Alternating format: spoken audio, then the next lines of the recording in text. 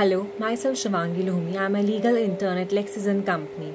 I am from Yashwantrao Shravan Law College, Pune, Maharashtra. Today, my topic is criminal conspiracy.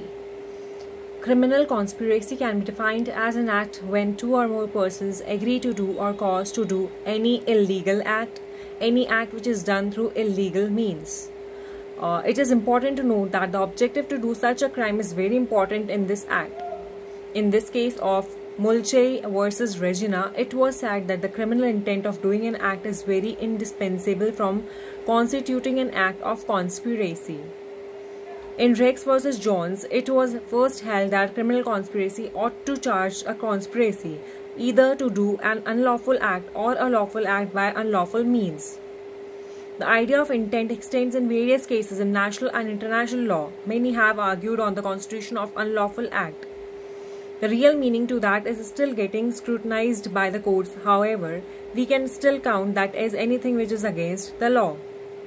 Ingredients of Section 120A IPC 1860. In Rajiv Kumar versus State of UP, the court took out some basic necessary ingredients in order to constitute conspiracy. There must be two or more persons. There must be an illegal act or an act in an illegal way. There must be a meeting of minds. There must be an agreement regarding the same thing.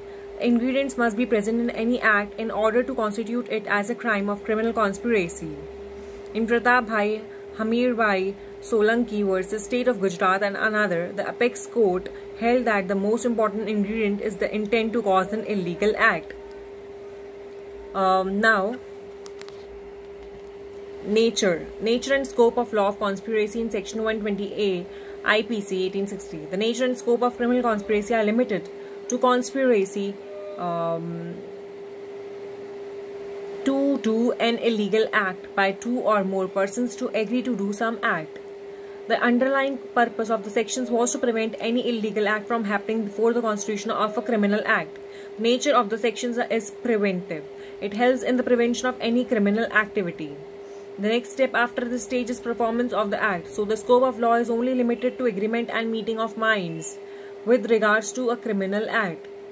In Ram Narayan Popli versus CBI, the court laid down several aspects of criminal conspiracy. An object to be accomplished, a plan or scheme embodying means to accomplish that object, and an agreement or understanding between two or more of accused persons whereby they become definitely committed to cooperate for the accomplishment of object of means embodied in agreement or by an effectual means, and in the jurisdiction where the statute required an overt act. Proof of conspiracy. The crime is inherently psychological in nature. The proof of such an act is also difficult. It can be ascertained by the fact that some act was kept as a secret. However, this does not constitute an essential element of conspiracy. It can be done through direct evidence or circumstantial evidence.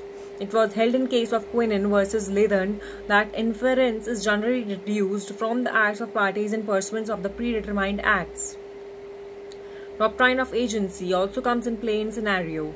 The fact that there was an agency in conspiracy may prove that there was involvement of this person in act. This was held in Bhagwan Swarup Lai Bhishan Lai versus State of Maharashtra.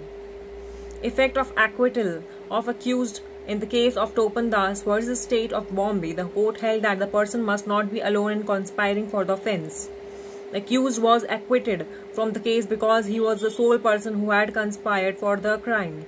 Acquittal of this case meant that the person was liable for all the other offences that had been committed and proved. This video doesn't solicit any types of promotion or advertisements as per the guidelines of Bar Council of India, and the sole purpose of this video is educational purposes only. Please like, share and comment on my video and do subscribe this channel. Thank you so much.